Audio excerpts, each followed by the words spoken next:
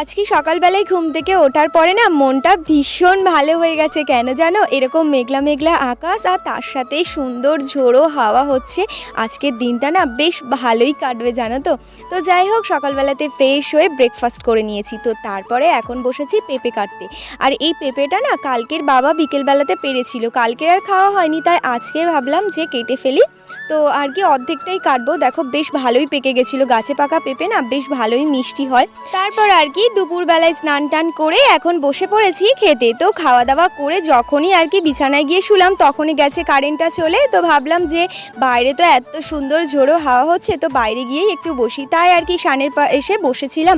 তো তারপর ওই 4টে সাড়ে 4টের দিকে বাবা বলছিল একটু আমপোড়া শরবত বানাতে, তার জন্য দেখো সবার জন্য আমপোড়া শরবত বানিয়ে নিয়েছি। আর সন্ধেবেলাতে শুরু হয়েছে বীভৎস পরিমাণে ঝড়, আর তার সাথে শুরু হয়েছে বৃষ্টি। যাই হোক, এবার পরিবেশটা বেশ ভালোই